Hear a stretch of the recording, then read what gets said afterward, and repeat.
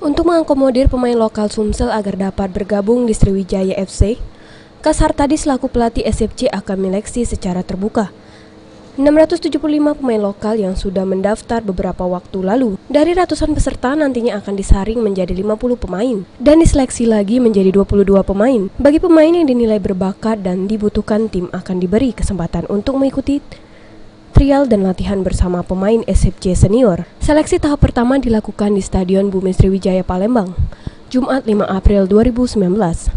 Pelatih kepala Sriwijaya FC Kas Hartadi memimpin langsung seleksi tersebut dengan dibantu oleh asisten pelatih Hartono Ruslan, pelatih kiper Ferry Rotinsulu dan jajaran official.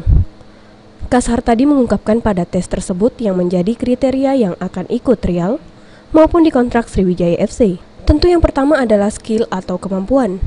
Mengenai usia, Kas Hartadi tidak memperhitungkannya. Kriteria utama akan dinilai kemampuan skill pemain. Kas menjelaskan pada akhir seleksi nanti akan ada 5 pemain yang diberi kesempatan untuk ikut trial bersama pengawas Sriwijaya FC. Sriwijaya FC memang membutuhkan pemain asli Sumatera Selatan. Memang beberapa nama sudah lebih dulu dan lama di SFC, yakni Rizky Dwi dan Hafid Ibrahim. Namun tak menutup kemungkinan ada pemain berkelas di antara peserta seleksi nanti. Sangat terima kasih banyak antusias yang untuk seleksi anak lokal untuk Sriwijaya. Jadi ada sekitar 500 hari ini. Ya, kita akan kerucutkan nanti 50, nanti ada 22, terakhir mungkin 5 atau 6 untuk trial ke senior. Kalau memang bagus, kita istilahnya untuk skuad Sriwijaya. Kalau bisa tahu kriteria seperti apa sih yang dicari?